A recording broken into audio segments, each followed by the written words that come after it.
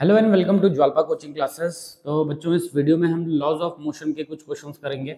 ठीक है, इससे पहले वाले वीडियो में भी हमने कुछ लॉज ऑफ मोशन के ही क्वेश्चंस किए थे। ठीक है, तो चलो इसको कंटिन्यू करते हैं, स्टार्ट करते हैं। पहला क्वेश्चन है हमारे पास, machine gun has a mass of 20 kg। It fires 30 gram bullet at a rate of 400 bullets per second with a speed of 400 meter per second.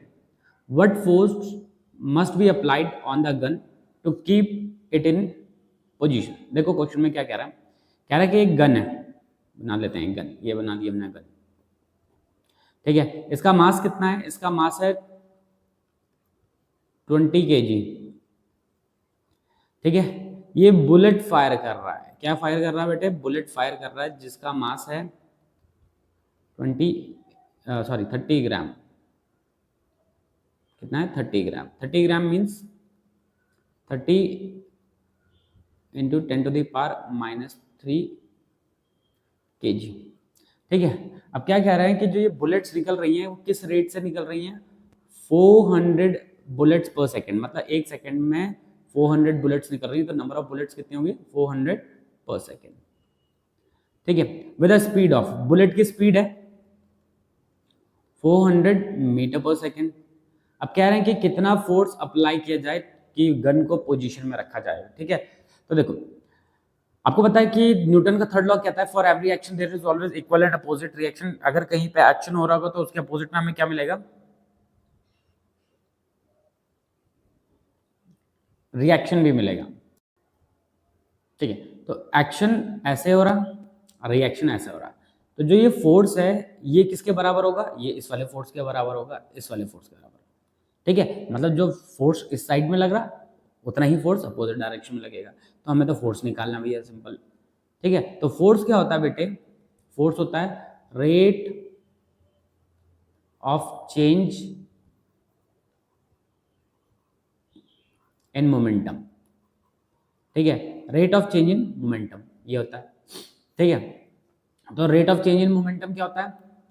इसे हम लिख लेते हैं डेल्टा mv बाई टी। ठीक है, हमने लिख दिया, अदरवाइज dp/dt भी लिख सकते थे। तो हमने change in rate of change in momentum को इस तरीके से लिख दिया। ठीक है, अच्छा बुलेट्स यहाँ पे कितने निकल रही हैं? n नंबर ऑफ बुलेट्स निकल रही हैं, तो हम लिख लेते हैं n और m, मतलब ये लिख लिया हमने m और ये v बाई टी ऐसे लिख दिया। ठीक है, अब देखो क्या है, यहाँ पे हमारे पास गिवन है n/t की वैल्यू गिवन है। ये जो एक्चुअल में यहाँ पे हमारे पास जो गिवन है ये क्या है बेटे? n/t की वैल्यू गिवन है, क्योंकि number of bullets per second क्या गिवन है? Number of bullets per second. तो यहाँ पे हमारे पास क्या गिवन है बच्चों? n/t की वैल्यू गिवन है। ठीक है, n/t कितना गिवन है हमारे पास? 400। मास कितना है बुलेट का? 30 इंटू 10⁻³ 30 इंटू 10⁻³ ठीक है, वेलोसिटी, इनिशियल वेलोसिटी तो 0 थी, फाइनल वेलोसिटी कितनी हो गई है? फाइनल वेलोसिटी हो गई है 400। कितनी हो गई? 400। ठीक है, बस इसे सिंप्लीफाई करना है, हमें इसको सॉल्व करना है। तो 3 जीरो है तो 1 0 2 0 और 3 0 हम इसको काटते हैं तो ये कट जाएगा। ठीक है, तो क्या हो जाएगा? ये हो जाएगा 12 इंटू 4 4800। तो कितना आ जाएगा? 4800 न्यूटन, इतना फोर्स आ जाएगा। तो देखो हमने क्या किया, हमने क्वेश्चन में क्या रहा था कि एक गन है जिसका मास 20 kg है, वो 30 ग्राम की बुलेट को निकाल रहा है 400 बुलेट्स पर सेकेंड के हिसाब से। ठीक है, कह रहे हैं कि उस गन को पोजीशन में रखने के लिए कितना फोर्स अप्लाई करना है। तो हमने पहले देखा कि ये न्यूटन का थर्ड लॉ क्या कहता है? For every action there is always equal and opposite reaction. जितना एक्शन मिलेगा उतना ही रिएक्शन फोर्स मिलेगा। मतलब हमें रिएक्शन फोर्स चाहिए था, तो हमने क्या किया? हमने यहाँ से एक्शन फोर्स निकाल लिया। हमने एक्चुअल में निकाला क्या यहाँ से? Action force. तो फोर्स क्या होता है? Rate of change in momentum. तो rate of change in momentum लिख दिया। तो F इज टू क्या होता है? डेल्टा p/डेल्टा t, ऐसा होता है ना। F इज टू क्या होता है?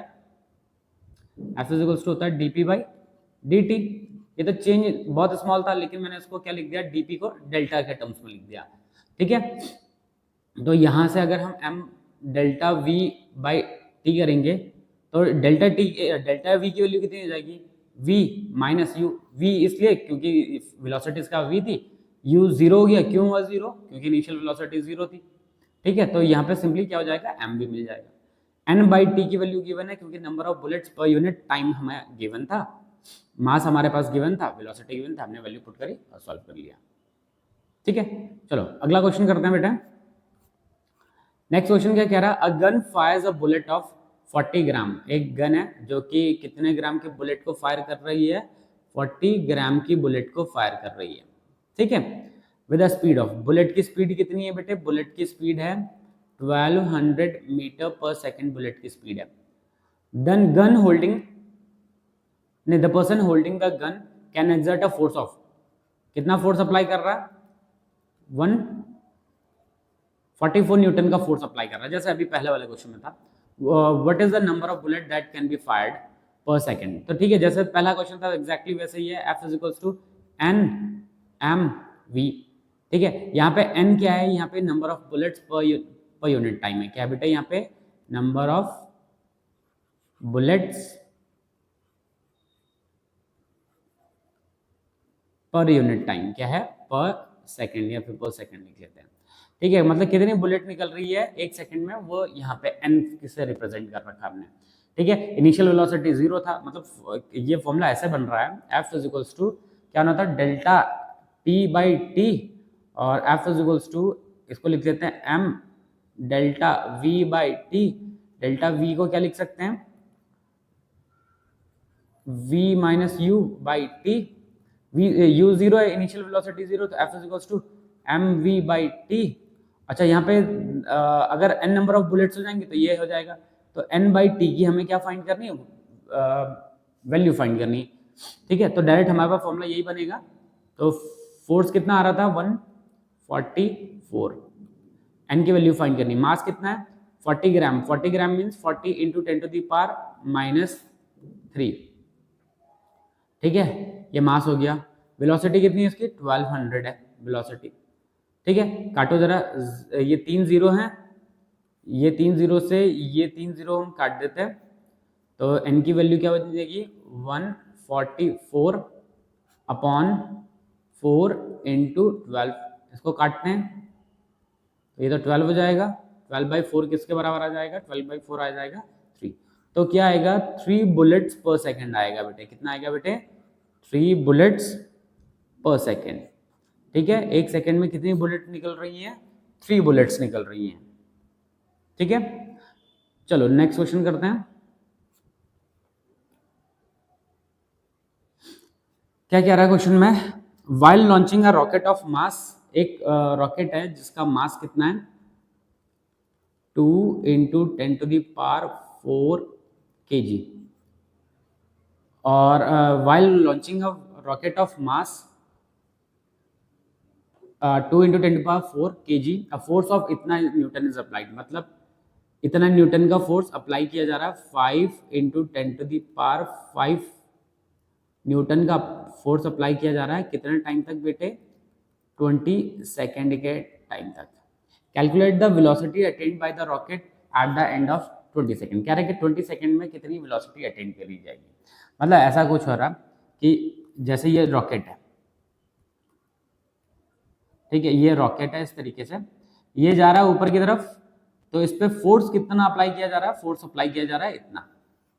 ठीक है, तो फोर्स का फॉर्मूला क्या होता है, फोर्स का फॉर्मूला होता है भैया rate of change in momentum. क्या होता है, rate of change in momentum, rate of change in momentum. तो या फिर हम फोर्स को ऐसे लिख लेते हैं, F is equals to M V minus U upon T, ऐसे लिख लेते हैं। टी की वैल्यू, अच्छा ये यू की वैल्यू क्या है, जीरो। स्टार्टिंग में कैसा था, रॉकेट जो था बेटा स्टार्टिंग में रेस्ट पे था, उसके बाद क्या होने लगा, उड़ने लगा।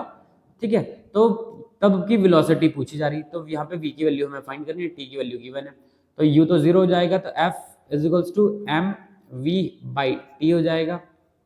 यहाँ पे हमें v की वैल्यू निकालनी है, तो v इजिकल्स टू इस t को यहाँ मल्टीप्लाई कर देते हैं और m को नीचे ले जा लेते हैं, तो f into T upon m। f कितना है बेटा, f है 5 into 10 to the power 5 time कितना है 20, मास कितना है, मास है 2 इंटू 10⁴। ठीक है, इसको सॉल्व करते हैं। ये काटेंगे तो सिर्फ 10 बचेगा यहाँ पे, इसको काटो तो यहाँ पे भी 10 बचा। कितना बचा, v की वैल्यू कितनी आ रही है, v की वैल्यू आ रही है 500। कितनी आ गई, 500 मीटर पर सेकेंड।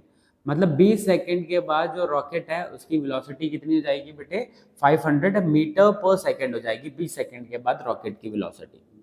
ठीक है, चलो नेक्स्ट क्वेश्चन करते हैं। क्या कह रहा है अब,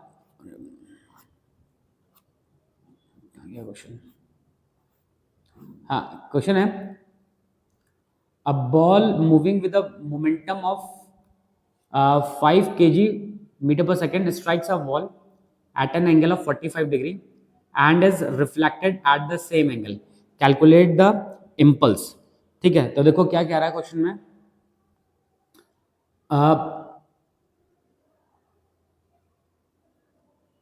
अ ball moving with a momentum. अच्छा, एक बॉल है जिसके पास मोमेंटम कितना है बेटे, 5 kg मीटर पर सेकेंड का मोमेंटम है। एक वॉल को स्ट्राइक कर रही है at an angle of 45 degree, 45 degree के एंगल पे स्ट्राइक कर रही है। मान लेते हैं ये क्या है, ये बॉल है। ठीक है, जो बॉल आ रही है वो इस तरीके से 45 के एंगल पे इस तरीके से स्ट्राइक कर रही है। ठीक है, इसको बना लेते हैं।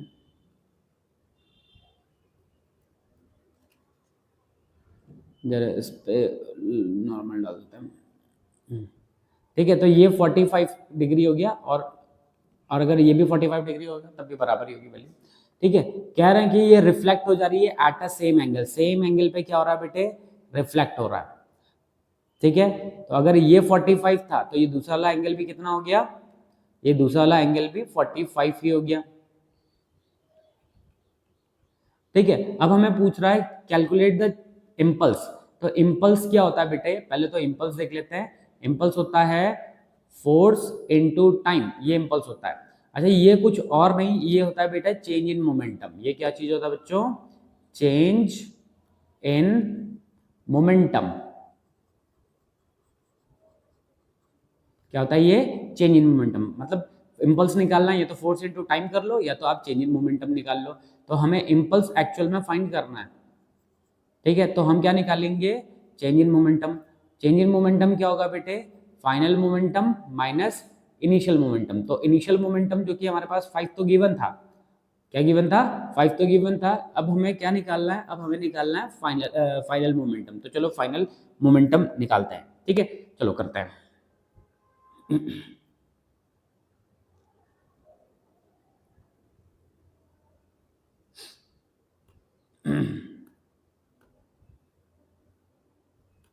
ठीक है, फाइनल मोमेंटम निकालना है, तो पहले फाइनल मोमेंटम निकालने के लिए जरा ध्यान से देखेंगे। इनिशियल मोमेंटम इस डायरेक्शन में आ रहा था ऐसे, ये था इनिशियल मोमेंटम। ठीक है, अब देखो क्या होगा जब ये बॉडी आ रही होगी। अच्छा, मतलब ये momentum is a vector quantity. अभी फिलहाल मानो कि ये वेक्टर क्वांटिटी पी आई है। इसको दो कंपोनेंट्स में रिजोल्व करेंगे तो एक तो ऐसा बनेगा और एक कैसा बनेगा बेटे, एक इस तरीके का बनेगा। जरा ध्यान से देखेंगे। ठीक है, चलो इसके लिए डायग्राम ही अलग बना लेता हूँ, इसके लिए डायग्राम अलग बनाता हूँ, फिर समझेंगे इसको। देखो, जो ये आ रहा था इस तरीके से, जो ये पी आई आ रहा था, ये क्या आ रहा था, पी आई, जो कि इसके साथ 45 का डिग्री का एंगल बना रहा था। कितने का एंगल बना रहा था, 45 डिग्री का। अभी इसको रिजोल्व करेंगे, ये 45 है। ठीक है, तो इसको रिजोल्व करेंगे तो ये हो जाएगा आपका क्या, पी आई साइन 45, और एक ये ऐसा बनेगा, ये जाएगा पी आई कॉस 45। एक P I sine 45, P I cos 45। मतलब ये मैंने पी आई को रिजोल्व कर लिया। आपने पढ़ा था ना रेजोल्यूशन ऑफ अ वेक्टर में कि हम एक वेक्टर को दो कंपोनेंट्स में रिजोल्व कर सकते हैं। तो मैंने इस तरीके से रिजोल्व कर लिया। एक कंपोनेंट ये बन गया बेटा, एक ये। अब कह रहा था कि वो रिफ्लेक्ट बैक हो रहा है। क्या हो रहा है बेटे, रिफ्लेक्ट बैक हो रहा है। तो ये रिफ्लेक्ट बैक हो गया ऐसे, ये हम पी एफ लिख लेते हैं। तो पी एफ क्या हो जाएगा, अभी इसको रिजोल्व करेंगे, ये भी सेम एंगल पे हो रहा है, ये भी कितने एंगल पे हो रहा है, 45 पे हो रहा है। ठीक है, अब ये रिफ्लेक्ट बैक हो रहा है सेम एंगल पे। तो अब क्या होगा, इसको भी रिजॉल्व करेंगे तो देखो एक वेक्टर का नेचर ऐसा है, तो रिजॉल्व करेंगे तो एक वेक्टर तो ऐसा बनेगा जो कि वो बनेगा पी एफ साइन 45, और जो दूसरा बनेगा वो बनेगा ऐसा बनेगा पी एफ कॉस 45। अब जरा देखो जो पहले वाला जो वर्टिकल वाला था उसका डायरेक्शन ऐसा था, बाद वाले वर्टिकल वाले का डायरेक्शन ऐसा था, तो पहले वाले भी वर्टिकल का डायरेक्शन ऐसा था, बाद वाले का वर्टिकल का डायरेक्शन ऐसा था, तो वर्टिकल वाले में तो कोई भी चेंज नहीं आया। लेकिन अगर आप हॉरिजॉन्टल वाले को देखो तो हॉरिजॉन्टल वाले में पहला वाला जो वेक्टर था वो ऐसा था, जो पी आई था वो ऐसा था, पी आई कॉस 45 ऐसा था, और जो दूसरा था वो क्या है, वो ऐसा है पी एफ कॉस 45 ऐसा है। ठीक है, अब देखो अगर मोमेंटम वेक्टर क्वांटिटी होती है, अगर डायरेक्शन चेंज हो जाएगा तो चेंज हो जाएगा तो पी एफ की वैल्यू कितनी हो जाएगी, मतलब जो ये फाइनल मोमेंटम क्या हो जाएगा, या डायरेक्टली चेंज इन मोमेंटम निकाल लेते हैं, तो चेंज इन मोमेंटम या फिर इम्पल्स क्या हो जाएगा, ये हो जाएगा पी एफ, पी एफ कितना आएगा माइनस पी एफ कॉस 45, ठीक है, माइनस इनिशियल मोमेंटम कितना था P F sine sorry cos 45, cos 45, ठीक है। ये समझ में आया नेगेटिव क्यों आया, क्योंकि देखो पी आई का डायरेक्शन ऐसा था, पी एफ का डायरेक्शन ऐसा था, तो पी एफ का डायरेक्शन अपोजिट हो गया इसलिए मैंने उसको नेगेटिव लिख लिया। पी आई यहाँ पे उल्टा लिख दिया मैंने, आई थिंक ये आई है लिखना था, यहाँ पे लिखना पी आई कॉस 45, ठीक है। तो ये जो टर्म है ये क्या है, इसका डायरेक्शन ऐसा है और पी आई वाले का डायरेक्शन ऐसा है, और दोनों के दोनों 45। अच्छा, जो इनिशियल मोमेंटम और फाइनल मोमेंटम है उसकी वैल्यू कितनी है, पी आई और पी एफ की वैल्यू इतनी है, लेकिन विद एंगल्स के साथ रखेंगे तो ये कितना हो जाएगा 5 cos 45 कितना हो जाएगा 1/√2 माइनस फाइनल वाला भी कितना है, मतलब सॉरी इनिशियल वाला भी कितना है 5 इंटू 1/√2, तो ये ओवरऑल कितना हो जाएगा, देखो माइनस माइनस साइन था तो डायरेक्ट ऐड करेंगे तो ये कितना हो जाएगा 10/√2, 10/√2 निकालते हैं तो 10/√2 देखिए कितना आता है,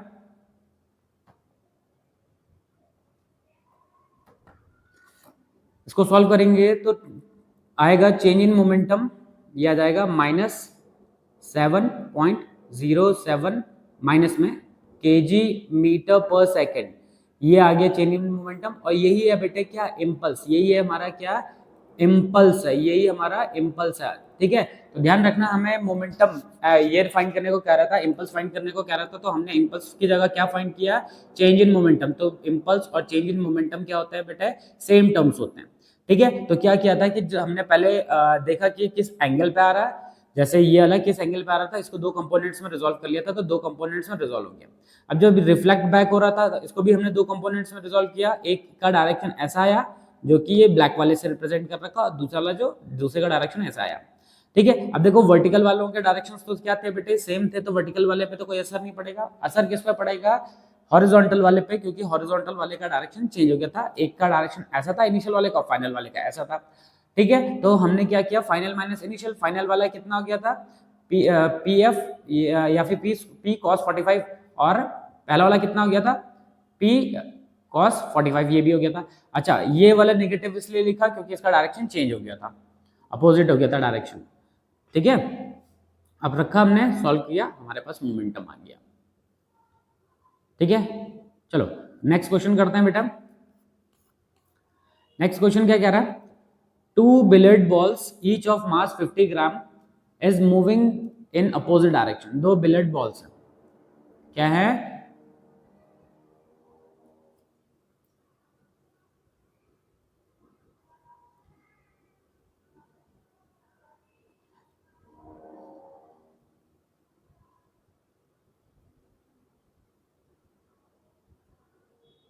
दो बिलियर्ड बॉल्स हैं, एक बॉल ऐसे मूव कर रही है और एक बॉल ऐसे मूव कर रही है, दोनों का मास कितना है बेटे 50 ग्राम है, दोनों का मास कितना है 50 ग्राम। अच्छा, दोनों की स्पीड है कितनी with a speed of 36 kilometre per hour. इसकी स्पीड भी कितनी है? 36 किलोमीटर पर आवर की स्पीड है, और इसकी स्पीड भी कितनी? 36 किलोमीटर पर आवर की स्पीड है। तो 36 किलोमीटर पर आवर को मीटर पर सेकंड में कन्वर्ट कर लेते हैं। तो पहले तो u की वैल्यू क्या जाएगी? 36 इंटू 5/18 काटते हैं तो कितना हो जाएगा? 10 कितना हो जाएगा? 10 मीटर पर सेकंड। तो दोनों की इनिशियल वेलोसिटी कितनी है?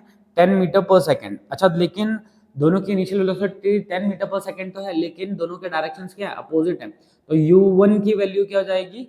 u1 की वैल्यू हो जाएगी +10 मीटर पर सेकंड, और u2 की वैल्यू क्या हो जाएगी बेटा? u2 की वैल्यू हो जाएगी -10 मीटर पर सेकंड। अच्छा, मैंने एक को पॉजिटिव एक को नेगेटिव इसलिए लिया क्योंकि दोनों के डायरेक्शन क्या थे? अपोजिट थे। एक इस डायरेक्शन में जा रहा था तो एक अपोजिट डायरेक्शन में जा रहा था। तो एक ही डायरेक्शन को हम क्या लिख सकते थे? पॉजिटिव लिख सकते थे। तो मैंने एक को पॉजिटिव लिख लिया और दूसरे वाले को नेगेटिव लिख लिया। ठीक है, चलो अब आगे देखो क्या कह रहा है। कोलाइड कर रहे हैं, दोनों के दोनों क्या हो रहे हैं? टकरा जा रहे हैं। इस तरीके से टकरा गए। यहाँ पे क्या हुआ? कोलिजन या कोलाइड कर गया। अब कोलाइड करने के बाद दोनों रीबाउंड कर रहे हैं। क्या कर रहे हैं? रीबाउंड, मतलब ये इस डायरेक्शन में आ गया, ये इस डायरेक्शन में। ये v1 और v2, v1 की वैल्यू कितनी होगी? अच्छा, सेम वेलोसिटी से रीबाउंड कर रहे हैं तो v1 की वैल्यू कितनी हो गई? -10 मीटर पर सेकंड। v2 की वैल्यू कितनी हो गई बेटे? v2 की वैल्यू होगी +10 मीटर पर सेकंड। ठीक है, +10 मीटर पर सेकंड। अच्छा, रीबाउंड किया है इसलिए डायरेक्शन इनके अपोजिट हो गए। डायरेक्शन अपोजिट हो गए, सेम वेलोसिटी के साथ हैं, तो हमने क्या किया? वेलोसिटीज में नेगेटिव ऐड कर दिया। ठीक है, अब पूछ रहा है what is the impulse imparted on each ball. कह रहा है कि दोनों बॉल पे कितना इंपल्स इम्पार्ट किया जाएगा। तो इंपल्स फाइंड करने को कह रहा है, तो हमें क्या फाइंड करना है? हमें फाइंड करना है एक्चुअल में चेंज इन मोमेंटम। क्या फाइंड करना है बेटे? चेंज इन मोमेंटम फाइंड करना है। ठीक है, चेंज इन मोमेंटम फाइंड करना है। चेंज इन मोमेंटम निकालना है, तो चेंज इन मोमेंटम क्या होगा? तो दोनों बॉल का वैसे चेंज इन मोमेंटम सेम ही होगा, तो पहले वाले का ही निकाल लेते हैं, वही दूसरे का भी हो जाएगा। तो change in momentum of first ball क्या है? फर्स्ट बॉल का निकाल रहे हैं, फर्स्ट बॉल का निकाल रहे हैं। तो फर्स्ट बॉल का क्या हो जाएगा? Final momentum, final momentum minus initial momentum. Final momentum कितना है? मास कितना था उसका? 50 ग्राम है, तो मास को केजी में कर लेते हैं तो कितना हो जाएगा? 50/1000। 0 से 0 कट, दैट इज 0.05 0.05 केजी। ठीक है, तो मास कितना हो गया? 0.05। तो कितना हो जाएगा?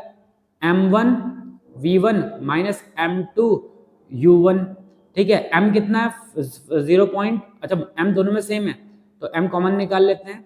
v1 की वैल्यू कितनी? -10, और माइनस फॉर्मूले का माइनस। u1 कितना है? u1 10 गिवन है।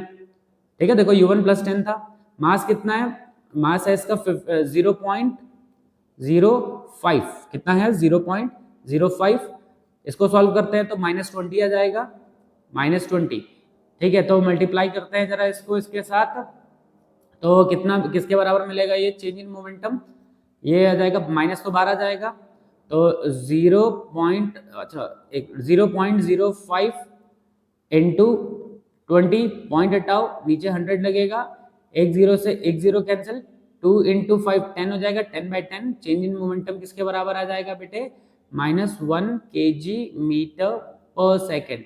तो पहली बॉडी का जो चेंज इन मोमेंटम आया वो कितना आया बेटे? -1 kg पर मीटर पर सेकेंड। तो दूसरे वाले का भी क्या आएगा? दूसरे वाले का भी कुछ ऐसा ही आएगा, और लेकिन उसका आंसर पॉजिटिव आएगा, +1 kg मीटर पर सेकेंड उसका पॉजिटिव में आएगा। लेकिन दोनों के दोनों का जो चेंज इन मोमेंटम आएगा बेटा वो क्या रहेगा? वो सेम रहेगा। ठीक है, दोनों का चेंज इन मोमेंटम सेम होगा। ठीक है, अच्छा, चेंज इन मोमेंटम फाइंड कर लिया, तो एक्चुअल में हमें चेंज इन मोमेंटम फाइंड किया, तो हमने इनडायरेक्टली क्या फाइंड किया? इंपल्स फाइंड किया, और क्वेश्चन में इंपल्स ही पूछा गया था। ठीक है, चलो नेक्स्ट क्वेश्चन करते हैं। कह रहा है a ball of mass 20 gram hits a wall at an angle of 45 degree with a velocity of 15 meter per second.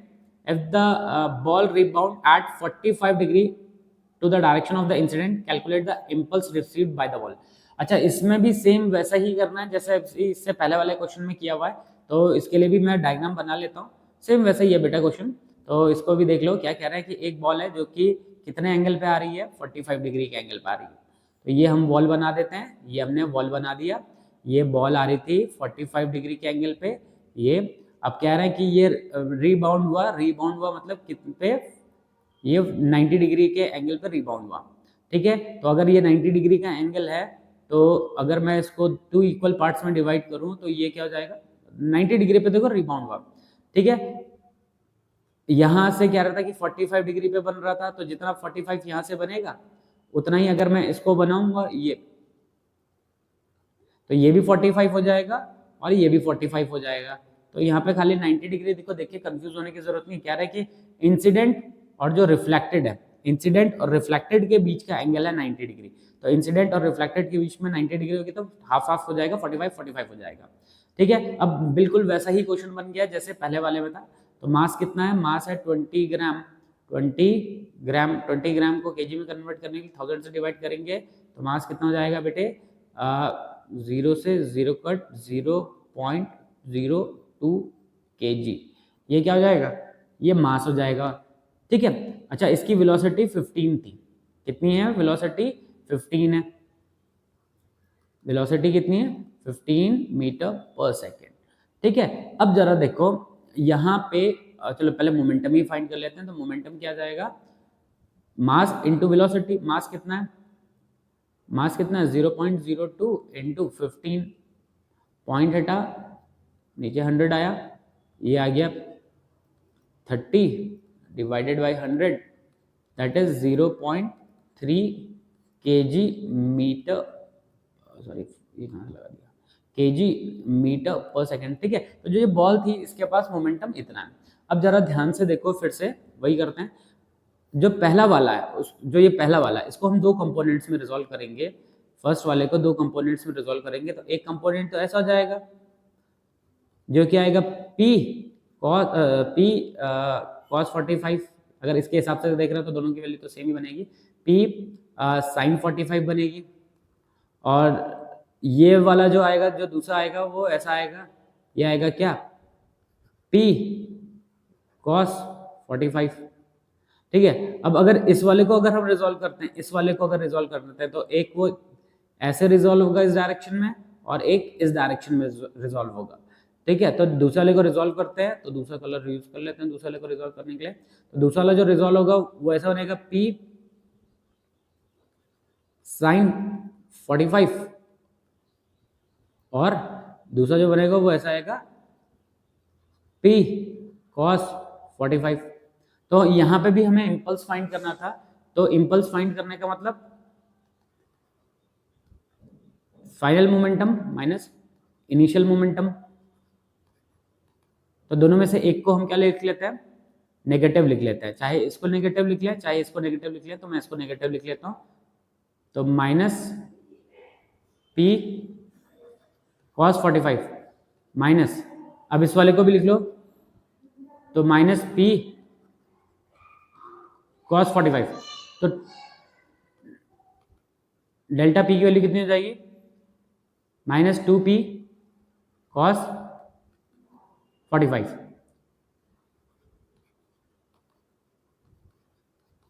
Momentum कितना था 0.3 का, cos 45 कितना होता है 1/√2।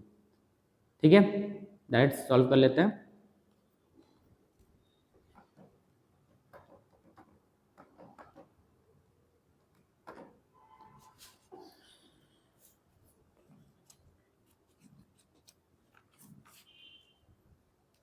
तो ये आ रहा है हमारे पास 0.424, 0 माइनस में 0.424 kg मीटर पर सेकेंड। ये आ गया चेंज इन मोमेंटम, यही है हमारा इम्पल्स।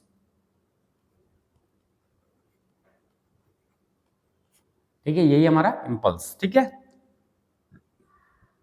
चलो नेक्स्ट क्वेश्चन करते हैं।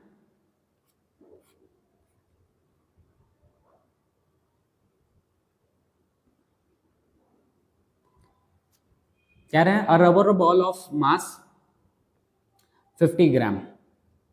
एक रबर बॉल है जिसका मास कितना है 50 ग्राम है। एक रबर बॉल है जिसका मास 50 ग्राम है, जो कि इस हाइट से छोड़ा जा रहा है। किस हाइट से? 100 सेंटीमीटर की हाइट से छोड़ा जा रहा है। कितने हाइट से छोड़ा जा रहा है? 100 सेंटीमीटर की हाइट से छोड़ा जा रहा है। अच्छा, जब इसको 100 सेंटीमीटर की हाइट से छोड़ रहा है तो इसकी इनिशियल वेलोसिटी कितनी है? 0। क्यों है इनिशियल वेलोसिटी 0? क्योंकि उसको फ्री फॉल करवाया गया।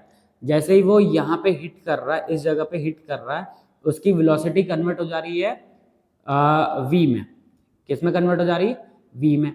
तो पहले मैं ये वेलोसिटी ही फाइंड कर लेता हूँ, वी वाली वेलोसिटी को फाइंड करता हूँ, ठीक है। तो थर्ड इक्वेशन ऑफ मोशन लगा लेते हैं बाई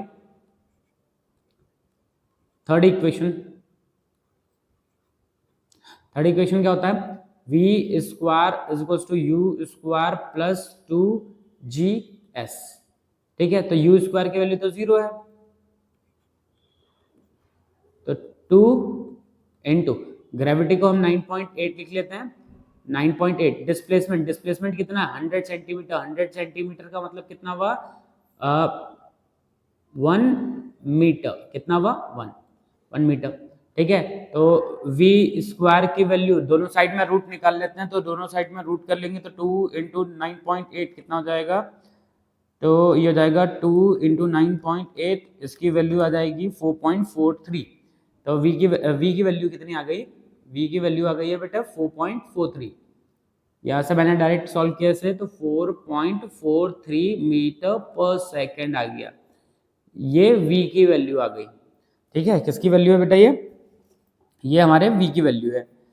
ठीक है, मतलब जब वो ग्राउंड को हिट करेगी तो ये इस वेलोसिटी से हिट करेगी। ठीक है, अब इसका दूसरा केस बनाते हैं। दूसरा केस क्या कह रहा है कि rebound to a height of 50 centimetre. अब कह रहे हैं कि रीबाउंड हो रहा है, क्या? ग्राउंड पे जैसे ही हिट कर रहा है, ग्राउंड से वो रीबाउंड हो रहा है कितने हाइट तक? 50 सेंटीमीटर की हाइट तक। कितनी हाइट तक? 50 सेंटीमीटर की हाइट तक।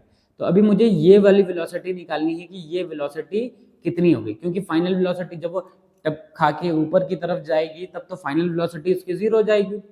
कितनी हो जाएगी फाइनल वेलोसिटी? 0। लेकिन इनिशियल वेलोसिटी कितनी होगी हमें यहाँ पे ये फाइंड करना होगा। यहाँ पे तो मैं इसे u1 लिख लेता हूँ, इसे v1 लिख लेता हूँ। ठीक है, तो यहाँ पे भी हम फिर से यूज कर लेते हैं अपना third equation by third equation. तो थर्ड इक्वेशन क्या होता है? v1 का square is equal to u1 का स्क्वायर माइनस 2g 9.8 है, s कितना है? 50 सेंटीमीटर। 50 सेंटीमीटर मीन्स डिवाइड कर देते हैं। ठीक है, तो ये हो गया।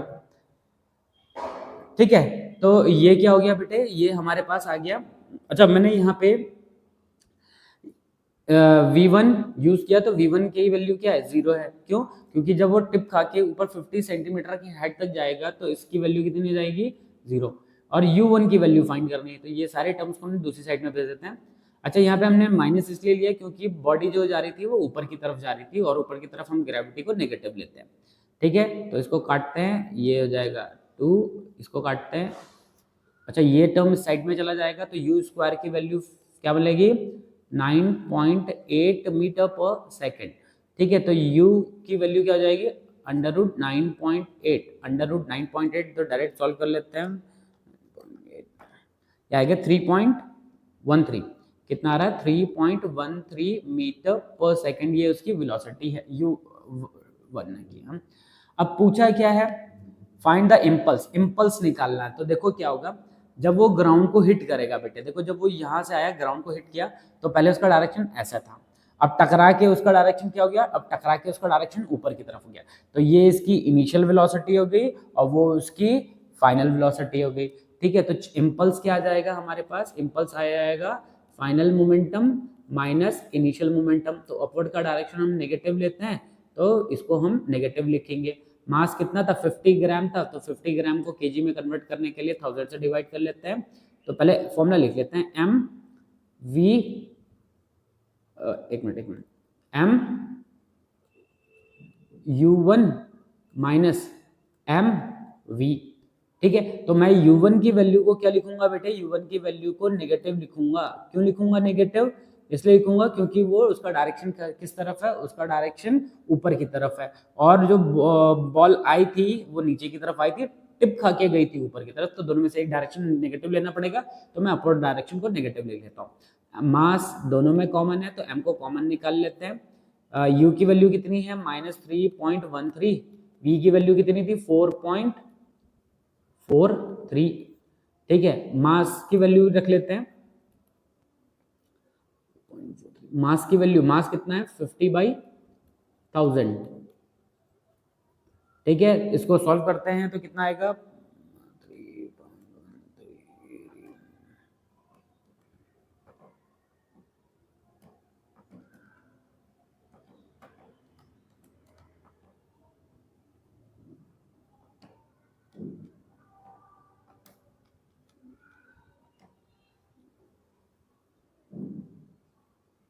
ठीक है। तो इसकी वैल्यू आ रही है, मतलब इस पूरे की वैल्यू, मैंने इस पूरे को ही फाइंड कर लिया, मैंने इस पूरे को ही फाइंड कर लिया बेटे,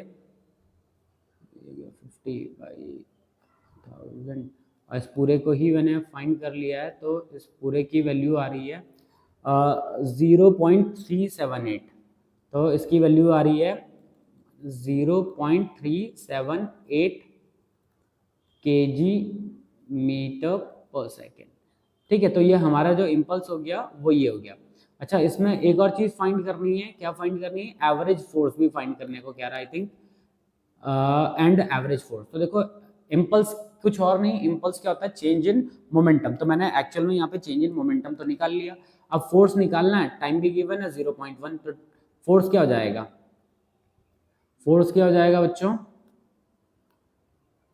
तो फोर्स हो जाएगा हमारे पास change in momentum upon time. Change in momentum कितना है 0.378 अपॉन टाइम कितना 0.1, नेगेटिव था इसलिए, ठीक है, नेगेटिव रखना चाह रहे हो तो रख लो। F इज इक्वल्स टू कितना आएगा 3.78 न्यूटन, ये हमारे पास क्या आ गया बेटा, ये हमारे पास एवरेज फोर्स आ गया, ठीक है, ये हमारे पास एवरेज फोर्स आ गया। चलो नेक्स्ट क्वेश्चन क्या कह रहा है, कह रहा अ बुलेट ऑफ मास 50 ग्राम, एक बुलेट है जिसका मास कितना है 50 ग्राम है। मास ऑफ बुलेट कितना गिवन है, मास ऑफ बुलेट गिवन है 50 ग्राम, 50 ग्राम, 50 ग्राम को केजी में कन्वर्ट करेंगे तो 0.05 केजी आ जाएगा। Is moving with the speed of, किस स्पीड से मूव कर रहा है, ये 500 मीटर पर सेकेंड की स्पीड से मूव कर रहा है। Is brought to rest, rest में आ जा रहा है, मतलब फाइनल वेलोसिटी इसकी 0 हो जा रही है, कितने टाइम में 0.01 सेकेंड में। फाइंड द इम्पल्स, तो इम्पल्स देखो सारे क्वेश्चन इम्पल्स के ही हैं, तो डेल्टा पी फाइंड करना है, तो फाइनल माइनस इनिशियल, तो फाइनल कितना हो जाएगा M V minus M U, ये तो 0 जाएगा क्योंकि v की वैल्यू 0 है, तो डेल्टा p की वैल्यू कितनी हो जाएगी, माइनस मास कितना है, मास है 0.05, वेलोसिटी कितनी थी इसकी 500, पॉइंट हटाओ नीचे लगेगा 100, 0 से कितना हो गया 25, चेंज इन मोमेंटम कितना आ गया, जो कि आ गया 25 kg मीटर पर सेकेंड, यही चेंज इन मोमेंटम ही आपके पास क्या इम्पल्स, क्या है बेटा ये इम्पल्स है। आगे क्या पूछा हुआ है, आगे पूछा हुआ है आपको फोर्स, तो फोर्स निकालना है, तो फोर्स निकालने के लिए हम क्या कर देते हैं, change in momentum on time, तो चेंज इन मोमेंटम कितना है 25, टाइम कितना है 0.01, पॉइंट हटाओ 2 0 लग जाएंगे, तो फोर्स किसके बराबर हो जाएगा 2500 न्यूटन, ये भी नेगेटिव में आएगा क्योंकि आपका इम्पल्स नेगेटिव था, ठीक है, तो ये एवरेज फोर्स हो जाएगा, ठीक है बेटा। चलो अगला क्वेश्चन करते हैं, कह रहे हैं the initial speed of a body of mass 2 kg is 5 metre per second. कह रहे हैं कि जो ये ग्राफ है इससे रिलेटेड क्वेश्चन है कि इनिशियल स्पीड कितनी है बॉडी की जिसका मास है 2 kg, उसकी वेलोसिटी है initial velocity 5 metre per second. कह रहे हैं a force acts for 4 second, एक फोर्स है जो कि 4 सेकेंड के लिए एक्ट कर रहा है, ठीक है, in the direction of the motion of the body. The force time graph, force time graph हमारे पास गिवन है, calculate the impulse of the force and also find the speed of the body. ठीक है, तो पहले तो impulse find करना है। अब इम्पल्स फाइंड करने के लिए तो जरा ध्यान से सुनो। देखो हमारे पास गिवन है बेटे, अच्छा सुनो, आपने फोर्स पढ़ा हुआ है delta P by delta T. ठीक है, तो अगर मैं बोलूं कि फोर्स क्या होगा, फोर्स होगा slope of P versus T graph. अगर मैं पी वर्सेस टी ग्राफ बना देता, पी वर्सेस टी ग्राफ बनाता, तो इसका जो स्लोप होता वो फोर्स देता। ठीक है, क्या देता बेटा, फोर्स देता। अब इसका उल्टा काम करना है, तो अगर मैं टाइम को यहाँ मल्टीप्लाई कर दूँ, कहाँ कर दूँ मल्टीप्लाई, यहाँ पे, तो force into T.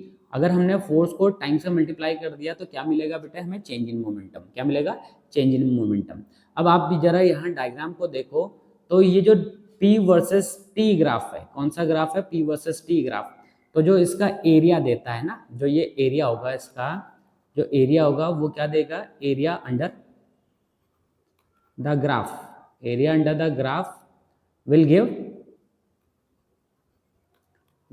Give change in momentum या फिर इम्पल्स। क्या देता है ये, इम्पल्स। ध्यान रखना, अगर आपके पास फोर्स वर्सेस टाइम का ग्राफ है और आपको इम्पल्स पूछा गया, तो आपको कुछ नहीं करना, आप सिंपली क्या करो, उसके अंदर जितना भी एरिया कवर हो रहा है उस एरिया को फाइंड कर लो। तो मैं यहाँ पे भी यही करने वाला हूँ, सिर्फ और सिर्फ ये एरिया फाइंड कर दूंगा तो हमें इम्पल्स मिल जाएगा। ठीक है, तो चलो निकालते हैं जरा। ये लेंथ कितनी है, ये ये कितना है, 1.5 और ये कितना है, ये है 3। ठीक है, तो एरियाज, इसको फर्स्ट एरिया लिख लेता हूँ, इसको सेकंड एरिया लिख लेता हूँ, इसको थर्ड एरिया लिख लेता हूँ और इसको फोर्थ एरिया लिख लेता हूँ। ठीक है, तो फर्स्ट एरिया फाइंड करना है हमें। तो ये हो गया बेस इनटू हाइट, तो ट्रायंगल दिख रहा है, हाफ बेस इनटू हाइट, इसको सॉल्व करो तो ये हो गया 4.5 डिवाइडेड बाई 2। ये फर्स्ट का एरिया आ गया, 2.25 आ जाएगा, कितना आ जाएगा, 2.25। ठीक है, अच्छा सेकंड का एरिया निकालते हैं। तो सेकंड देखो आपको क्या दिख रहा है, ट्राइंगल, रेक्टेंगल दिख रहा है, तो ये इनके बीच का गैप कितना है, 1 है, और ये कितना है, ये 3 है, तो इसका एरिया जाएगा 1 इंटू 3, ये हो जाएगा 3। ठीक है, तीसरा जो फिगर दिख रहा है आपको, ट्रेपेजियम दिख रहा है। कैसा दिख रहा है बेटे, तीसरे वाले का एरिया निकालते हैं। तो तीसरा फिगर कैसे दिख रहा है, ट्रेपेजियम। यहाँ से यहाँ तक का डिस्टेंस कितना है, 0.5। ये वाला कितना है, ये है 2 और ये कितना है, 3। तो एरिया ऑफ ट्रेपेजियम क्या होता है, half into sum of parallel side. तो पैरेलल साइड एक ही हो गई, जो कि होगी कितनी, 2, और एक ये है जो कि है 3। तो 2 + 3 इंटू इनके बीच की दूरी, इनके बीच की दूरी कितनी है, इनके बीच की दूरी है बेटे 0.5। कितना है, 0.5। ठीक है, तो हाफ 5 इंटू 0.5। ठीक है, तो इसको डायरेक्ट कैलकुलेट कर लेते हैं, तो पॉइंट हटाते हैं, नीचे 10 लगेगा, ये तो 5/4 आता है, 1.25। ठीक है, तो तीसरे वाले का एरिया कितना हो जाएगा, 1.25। चलो चौथे का एरिया निकालते हैं, चौथे का एरिया देखते हैं। तो चौथे का एरिया, ये कितना डिस्टेंस है, 1, और ये डिस्टेंस कितना है, ये है ये 2 है। तो लेंथ इंटू ब्रेथ, तो लेंथ इंटू ब्रेथ करेंगे तो 1 इंटू ब्रेथ कितनी है, 2 है, तो कितना हो गया, मतलब लेंथ कितनी होगी, 2 है, तो ये हो गया 2। तो अभी टोटल एरिया निकालते हैं। तो टोटल एरिया तो टोटल एरिया क्या हो जाएगा बेटे, तो इस सारे एरिया को टोटल करते हैं। तो कितना था, 2.25 प्लस 3 प्लस 1.25 प्लस 2, इसको टोटल करते हैं।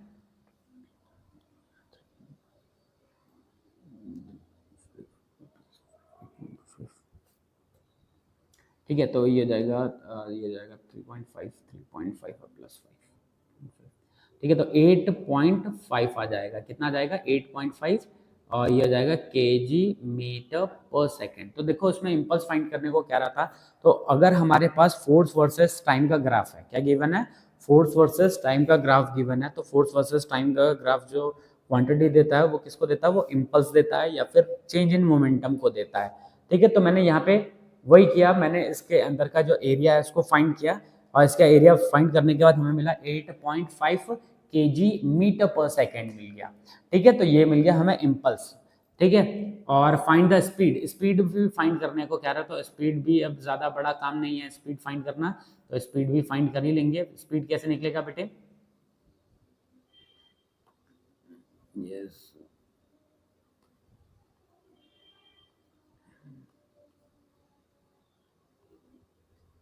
ठीक है, अब स्पीड फाइंड करना है। अब स्पीड देखो कैसे फाइंड करते हैं, तो यहाँ पे पार्टीशन कर लेते हैं। चेंज इन मोमेंटम तो हमें मिल ही गया, चेंज इन मोमेंटम मिल गया, वो गया क्या, मास v माइनस यू। ठीक है, चेंज इन मोमेंटम कितना है? चेंज इन मोमेंटम है 8.5। मास कितना गिवन था?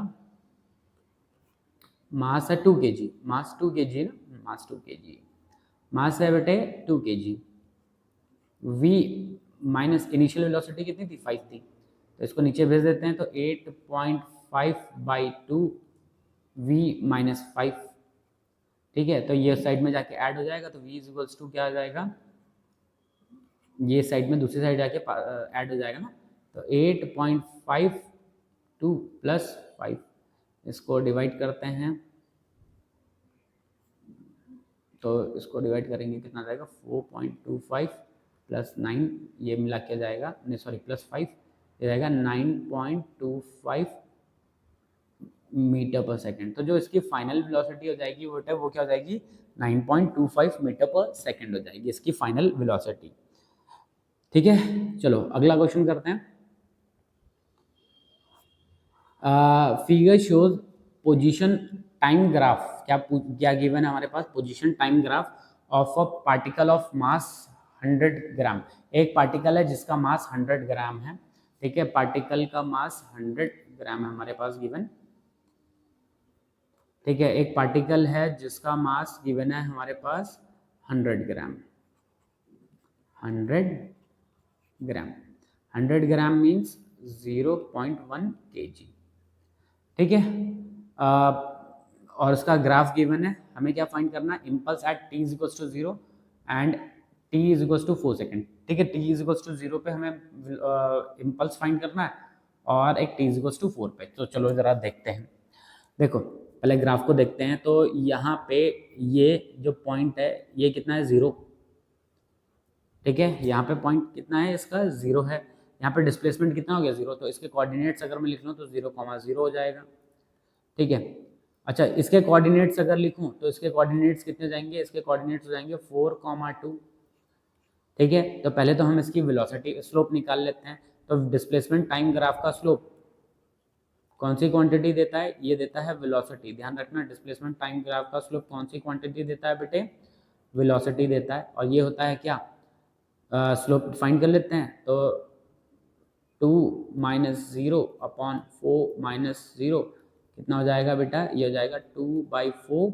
सॉल्व करेंगे तो 0.5 मीटर पर सेकेंड। तो यहाँ पे जो इसका स्लोप है, velocity initial velocity I think ये मतलब ये जो वेलोसिटी है ये कितनी, ये है 0.5 मीटर पर सेकेंड। ठीक है, तो पहले हमने क्या फाइंड कर लिया, पहले हमने इसकी वेलोसिटी फाइंड कर ली है। क्या फाइंड कर ली, वेलोसिटी। ठीक है, अब क्या पूछा था, इम्पल्स फाइंड करने को कह रहा था, क्या कह रहा था, इम्पल्स फाइंड करने को। ठीक है, तो अब इम्पल्स फाइंड करना है, तो इम्पल्स फाइंड करने का मतलब है हमें चेंज इन मोमेंटम फाइंड करना है, फाइनल मोमेंट। अच्छा एट पहले t इज इक्वल्स टू 0 के लिए बात कर रहे हैं, t इज इक्वल्स टू 0 के लिए, तो t इज इक्वल्स टू 0 पे final momentum minus initial momentum. तो शुरुआत में बॉडी रुकी हुई है तो उसका इनिशियल मोमेंटम 0 हो जाएगा, तो जो चेंज इन मोमेंटम आएगा वो किसके बराबर आएगा, फाइनल मोमेंटम के बराबर। ठीक है, तो फाइनल मोमेंटम कितना होगा बेटे, m कितना है 0.1, और मास वेलोसिटी कितनी गिवन है 0.5। ठीक है, वेलोसिटी कितनी होगी 0.5, मल्टीप्लाई करते हैं तो कितना आता है चेंज इन मोमेंटम, ये आएगा 0.05 kg मीटर पर सेकेंड। ये आ गई हमारे क्या, ये वेलोसिटी आ गई है, सॉरी ये मोमेंटम आ गया, कब, जब t की वैल्यू 0 थी। अब क्या फाइंड करना है, अब हमें मोमेंटम फाइंड करना है या इम्पल्स फाइंड करना है जब t की वैल्यू 4 हो गई। जब क्या हो गई, t की वैल्यू 4 हो गई, तब हमें मोमेंटम फाइंड करना है। तो पहले तो ये पता होना चाहिए कि जब टी की वैल्यू 4 हो जाएगी उसकी वेलोसिटी कितनी होगी। ठीक है, तो चलो